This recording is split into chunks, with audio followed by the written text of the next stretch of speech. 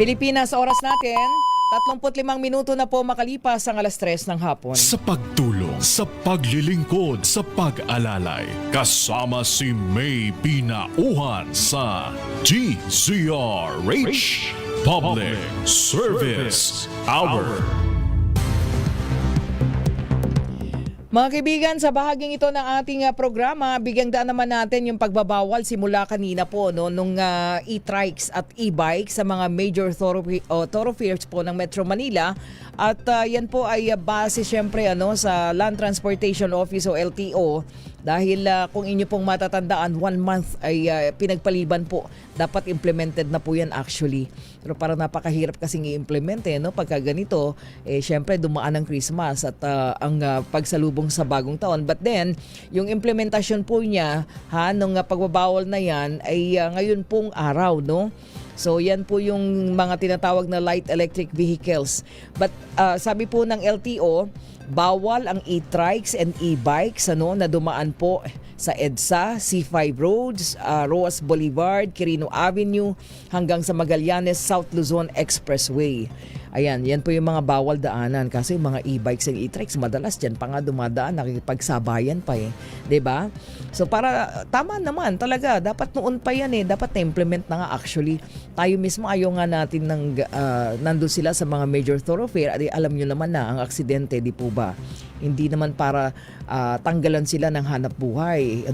Ang tama doon, ilagay sila doon sa lugar. Anyway, nandito at alamin natin ang monitoring natin sa pamamagitan po ng Team Operation Tulong. Si Ka Federico Manalili dyan sa Kamanava area. Ka Feds, magandang hapon. Yes, magandang hapon kasamang May at makulimlim at maambong hapon kasamang May. Parang umaambon din yung boses mo, Ka Feds, ha? Kumusta ka na ba? Huwag ka magpapaulan. Ngayon tayo nagpapalakas-lakas pa na nagre-recover. Kasama dyan sa ating pagpapalakas, siyempre, sumalubong tayo sa bagong taon. Napakaraming kong nilabang ngayong araw. Sa best pag-iikot. Ano? Napakarami mong? Nilaban kasamang May. Labada? Paano mo ikukula yun? Tsaka isasampay, umuulan. Ikaw talaga. Meron naman tayong improvise baga sa yung natin ng bubong at sinagyan natin ng sampayan para kahit umulan, merong mapatuluman lang natin na dent at natulog, pwede natin ipasok sa loob ng ating bahay. Kaya ka pala walang boses, para kang ngungo Naglalabada ka pala Grabe na kasama mo. Parang tinanggalan mo ng trabaho si Camel, Ay, hindi naman pagdating naman dito sa pagkaskat sa loob ng bahay. Yan ang maganda. Yan ang magandang partner. Pero teka muna, pag-usapan natin. Alam mo naman ang Kamanava area, isa yan sa napakaraming mga e-trikes and e-bikes. Naku, alam natin yan. Oo, meron na bang mga naninita dyan sa mga major thoroughfares na binabanggit? Unang-una, kasama kayo pag ang pinag-usapan ay C3 ba? Kasama ba C3? Alam ko kasama yan, nakuha ko na nga yung datos niyan.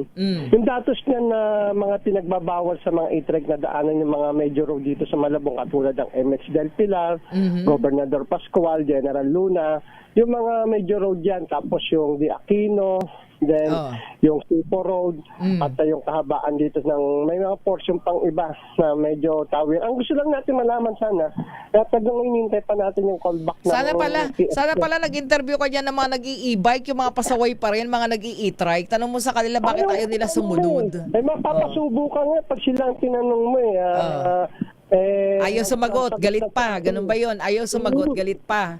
Pagitang sagot lang nila naghahanap buhay kami. Anong gagawin namin? Yun lang ang mga term na... Yun ang masaklap naghahanap buhay. Pero inilulugar lang sila, di ba?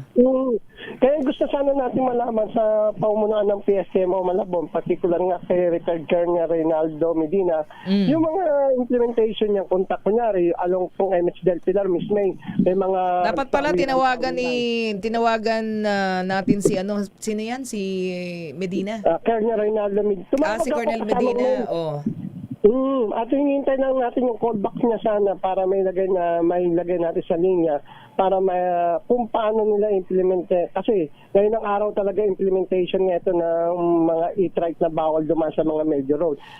Baka pinapatawad pa sila ngayon. Paano ba? Sinisita ba? Paano ba? Paano?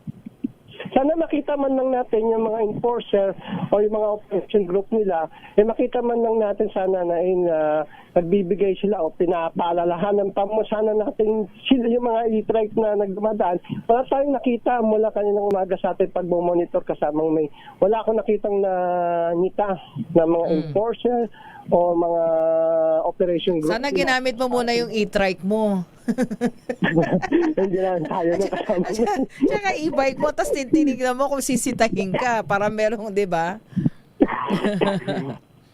Ay, hindi nga natin kasamang may. Ang una lang natin, alam mo yung mga nakabang dyan sa mga ngayong implementation ng e-trike, alam mo yung mga TODA. In Okay. fairness, talagang malaki ang dagok sa mga TODA kasama. Okay, so ibig sabihin, basta dyan sa, hindi, una muna, basta dyan sa Kamanava area, nakita mo, parang wala pang naninita. Wala, masamay. Dumaan nga ako talagang dami pang dumadaan sa may Sipo Road diba? Alam mo yung lettering, Sipo Road, Samson Road. Okay, Yung andyan na ba si Asek? Okay, standby ka lang ka, Federico, standby ka, huwag mo ibababa. Nasa linya na natin ang Land Transportation Office. Ako, makausap natin. Alam mo, napakasipag ngayon ni Asek Marcos Lacanilaw eh. Asek, magandang hapon. Good afternoon. Magandang hapon po, ma'am. Magandang hapon po sa lahat ng nakikinig at nanonood sa inyong program. Asek, unang-una, hingan kita ng update ha. Earlier na nakapanayam ka na namin dito sa DZRH. Si May po ito, no, sa Public Service Hour. Hingi kami ng update. Yes, Kumusta ang implementasyon natin ng pagbabawal sa mga e-trike e-bikes na to? Opo. Sa ngayon po, ma'am, ongoing. In fact, kasama nga din namin yung mga media sa May Rojas Boulevard. Opo. Ayan, malapit sa amin yan. Yung unang mga nahuli po namin, karamihan po minor de edad na nagdadrive. Wow. So ngayon, ang sabi ko nga po sa mga enforcement natin, na una, turuan nyo muna sila, baka po pumunta na sila sa inner roads, doon na sila magbumaybay. Pero yung mga iba na pasaway talaga, na ayaw pinipilit nila na doon sila bumaybay, hulihin, tikitan. So, meaning, pero Asek, all through, ano ba to, sa Metro Manila, implemented ito? Ma'am, 5 roads po ng Metro Manila. Una 5 roads po muna. yung Okay. EDSA, simula po Pasay hanggang Monumento. Pangalawa po sa C5 Road. Pangatlo po sa Rojas Boulevard. Pang-apat po yung Quirino Avenue to Magallanes, yung sa may South Expressway, magkabila po yun. So, ibig sabihin, halos karamihan din na parte ng Metro Manila kasi lahat ito may parte dito ba? Opo, ma'am, major roads po inuna muna namin. Although marami nga po nagsasabi paano yung iba. Pero papunta po kami dyan. So, yung unang araw po namin, yun munang mga major roads ang inuna po namin. Kasi sabi natin Asek, nako, sakit sa panga ng implementasyon nito, panigurado ang dami nakikiusap. So ibig sabihin tong araw na ito, meron na pong mga natikitan. Meron na pong natikitan. Sabi ko nga, baka yung iba naman may driver's license, at least makumpiska na. Pero meron na rin po. May mga natikitan na po kami. In fact, 15 minutes ago, kakatawag lang po sa akin. May mga natikitan po sa may Rojas Boulevard. Oo, sana madala sila, Asek, ano? At ang atin lang naman, ilagay sa lugar, di po ba? Ilagay sa lugar para nang sa ganun, ligtas din sila sa kapahamakan at yung, syempre, mga mapapahamak ng dahil sa kanila. Kasi karamihan ng ganyan, Asek, naku, grabe naman. Pati sinasabayan talagang EDSA eh. Ma'am, kung matatandaan nyo nung Pasko, may nag-viral na photo na yung e-trike tumakbo, nag-counterflow sa EDSA. Sa gitna po mismo. So talagang mapapahamak talaga sila. Kaya nga po sinasabi ko sa mga kababayan natin na sana maunawaan nila kasi ginaayos lang naman po natin ito dahil unang-una talagang meron po tayong dapat sundin na batas at pangalawa sa kaligtasan nila kasi walang ibang ano dyan kung hindi yung road safety.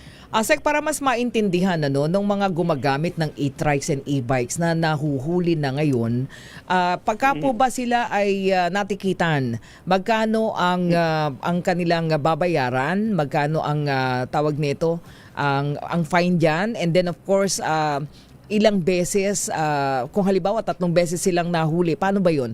Meron bang ano yun? Ma'am, pag natikitan po sila, meron po sila mga fines na dapat na bayaran. Aha. Yung eksaktong amount lang po, hindi ko po mabanggit ngayon kasi tumabi lang po ako, nagdadrive ako, Ay, baka opo. mahuli Ay, sorry ako po. LTO. Sorry. sorry. Oo. Kaya po ngayon, pero magbibigay po ako, mag-update ako, ite-text ko po sa staff nyo ngayon. Ayan, sige. Ngayon, Opo. pag natikitan po sila, so siyempre may fine sila dyan na Opo. dapat nilang bayaran. Aha. Wala man silang ID o wala man silang driver's license pero may ID sila, yung identification po nila alam na po namin. Mhm.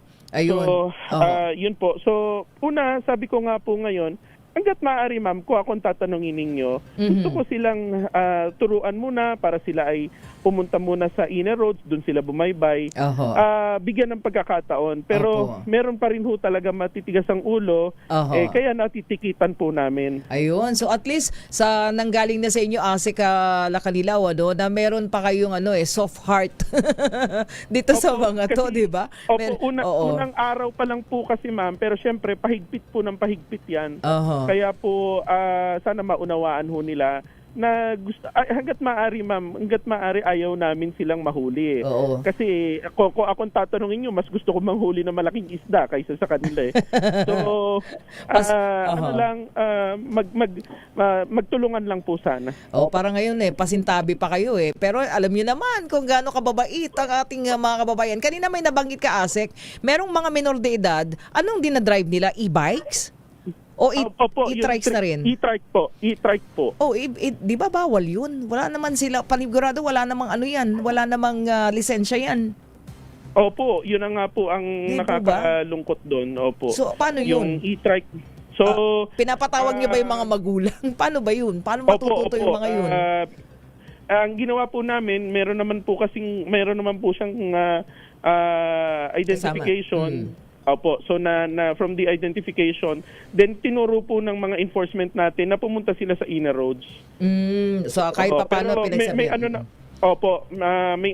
may warning na po sila. Tapos na-identify naman po namin kung sino sila. So Asek, sabi mo kanina pahigpit ng pahigpit, di na kita patagalin. Alam ko, nasa kalsada ka. Pahigpit ng pahigpit. And then meaning, pag pahigpit ng pahigpit, ibig sabihin yan araw-araw na yan. Wala nang wala nang ligtas. Wala nang lusot. Araw-araw na po ito, ma'am. Sana sa mga kababayan natin, wag po nilang antayin na yung talagang paghihigpit namin makumpiska po namin yung mga e-trikes nila.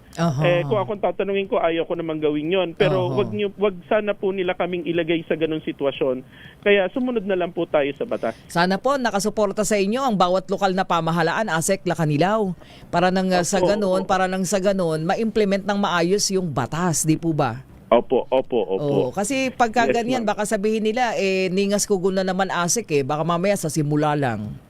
Opo, alam nyo ma'am, sa totoo lang, kaya po kung mapapansin nyo talagang pinilit ko talaga ma-implement ngayon kasi last month pinag-usapan po natin na talagang kailangan i-implement. Yes.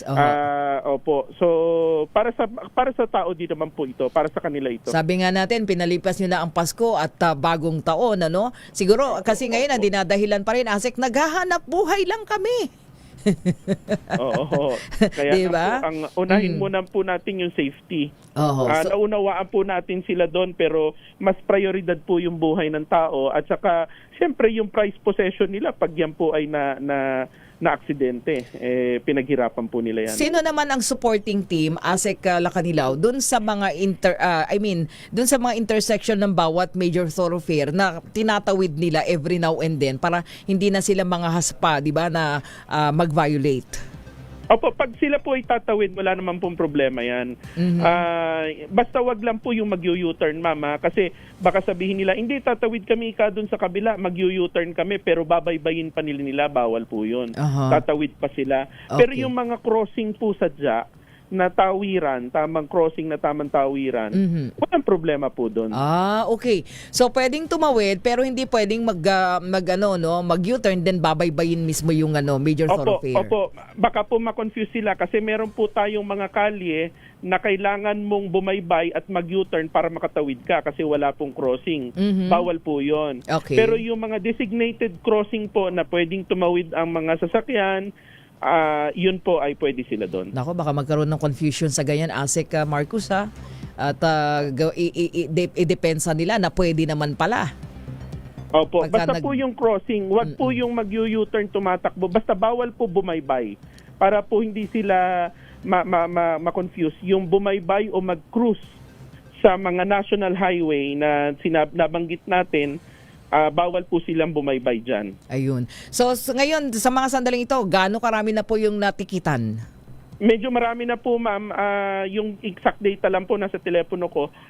Pero Magbabayad yan na ASEC, ha? Kailangan nila magbayad Opo, pag opo. natikita. Oo. Opo, 15 minutes ago, ma'am, medyo may karamihan na po. Particularly po sa may Ross Boulevard, yung area na yan. Ayan. Okay, isa na lang po. Nasa inyo pong pagkakataon na meron kayong mensahe sa lahat naman nag-i-e-trike pa Opo. at nag-i-e-bikes. Go ahead po. Opo, sa mga kababayan po natin, wag po kayong magagalit kung kayo po ay nasisita. Kasi ito po'y pinatutupad natin. Meron po tayong batas na pinatutupad at saka joint administrative order na pinatutupad na matagal na pong hindi na-implement. Ngayon i-implement po natin. Para po ito sa kaligtasan nyo rin. Kasi yung pong mga e-trikes, e-bikes, hindi po nila talaga kaya na tumakbo sa national highway at nagiging sanhi ng mga aksidente.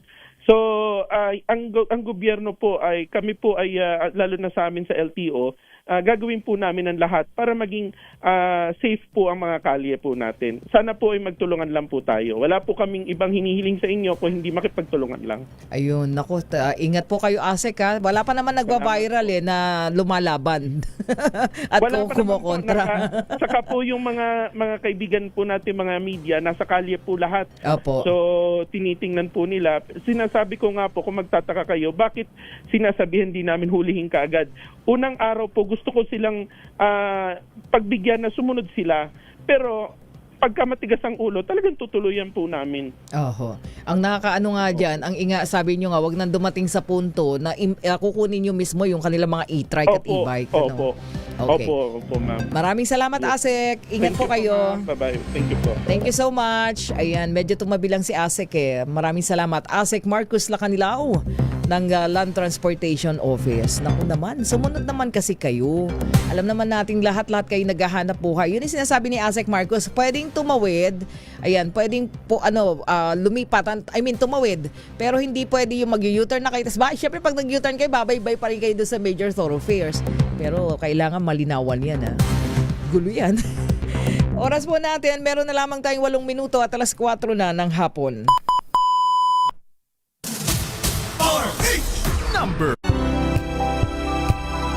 We've got you covered. From the hottest hits, exclusive interviews, kilig to the bones fan meet experience, and hataw performances of your favorite stars. Saturdays, 12 noon, dito lang sa DZRH TV.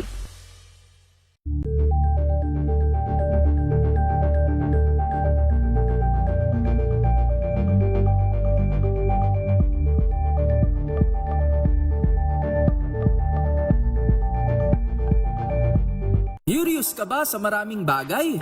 Kami na ang bahala dyan. Aalamin, tutuklasin at bibigyang linaw namin ang mga katanungang bumabagabag sa inyong isipan.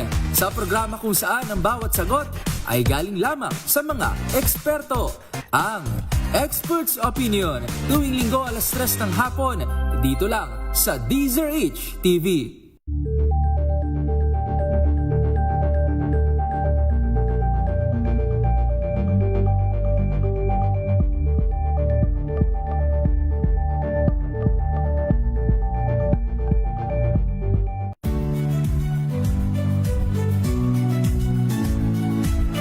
Magandang araw mga kaibigan. Ito po ang inyong balerina ng bayan, si Lisa Makuhay Lizalde, na nag-aanyaya sa inyong samahan kami at ang aming mga espesyal na panauhin para sa kalahating oras ng masayang kwentuhan sa aming programang Art to Art, kung saan ang usapang sining at kultura ay para sa lahat.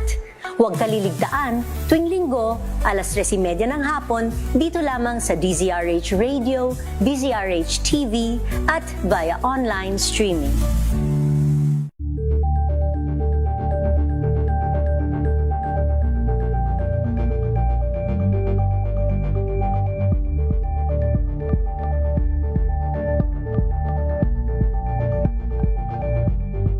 Maagang balitaan, maagang usapan sa mga issue at balita. Kasama si Kuya Angelo Palmones sa Magandang Umaga Pilipinas. Mula Lunes hanggang Biyernes.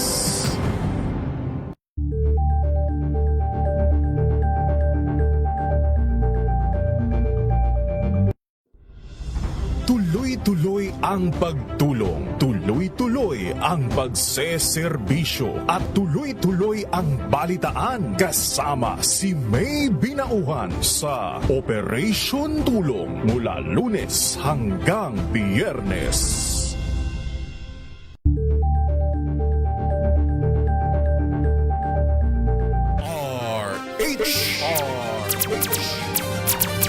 Sa pagtulong, sa paglilingkod, sa pag-alalay, kasama si May Binauhan sa DZRH Public Service Hour.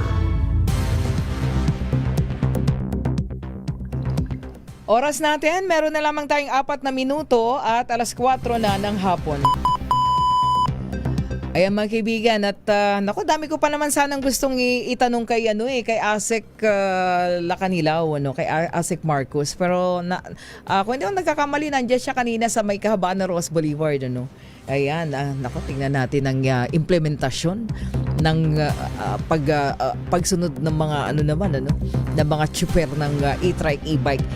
Ay naku, sana lang nga talaga sumunod, kasi yan po ay para din sa kaligtasan nilang lahat at ng lahat, talaga namang pagka bumaybay itong mga to sa mga major thoroughfares, ang titindi.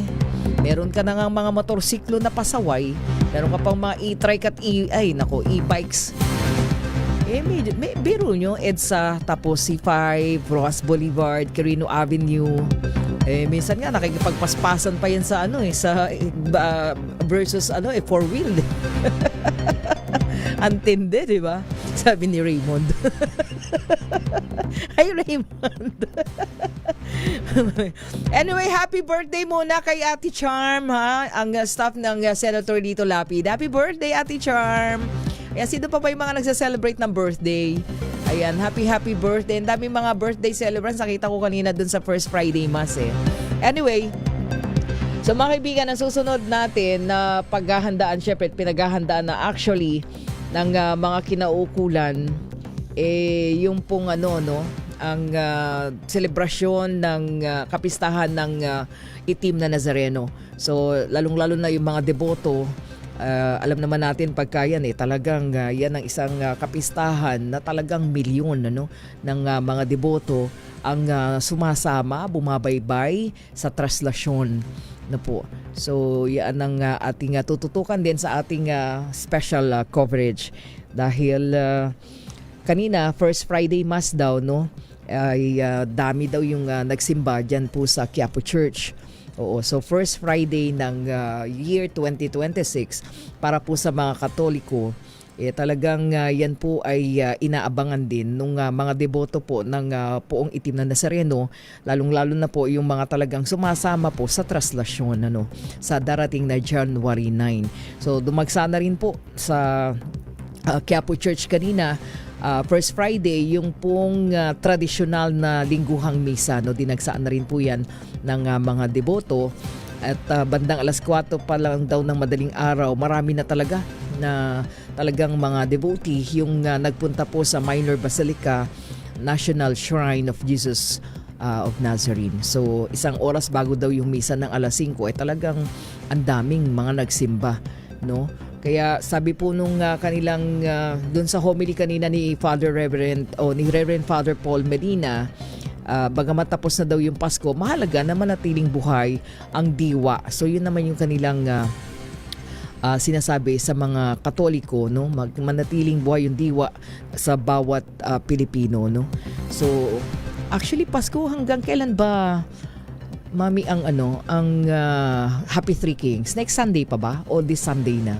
Alam ko this next Sunday o first Sunday, first Sunday. Kasi susunod kagad Happy Three Kings, di ba? After. So Pasko pa, actually sa simbahan Pasko pa rin. Pasko pa rin naman. Ayan. Okay? So mga kaibigan, wala na tayong oras, siguro pansamantala, at thank you so much po sa Anonymous of Wakwak San Juan na nagbigay po ng wheelchair. Dami po namin nangangailangan ng wheelchair, but anyway, marami din naman tayong mga may mabubuting kalooban na donor po natin ng wheelchair. Actually, kumustahin natin ang Sir Francis Peñalosa dyan po sa Vancouver, Canada. Bigla kitang naalala, Sir Francis, hindi ka na namin makontak ka. Pero meron siyang mga pinapadalang actually last time nagpadala pa rin siya ng sets of wheelchairs. Maraming pong salamat. Kumusta kayo dyan sa Vancouver? Ayan, Sir Francis Peñalosa, magandang hapon po sa inyo and Happy New Year. So pansamantala po tayo magpapaalam. Ayan, sa pangalan po ng buong pwersa ng DCRH News Center at ng DCRH Operation Tulong, Aiza Gabriel, maraming salamat. At ang nandyan ay si Norman. Si Norman ba yan? Norman? And of course, RHTV. Muli po ako naman ang inyong lingkod, May Binauhan. Siyempre pa una sa Pilipinas, una sa Pilipino. Susunod na po, tambalang Mayor Lacaideo Macalma at Miss Thea Petro Corpu sa programang DZRH Break Time.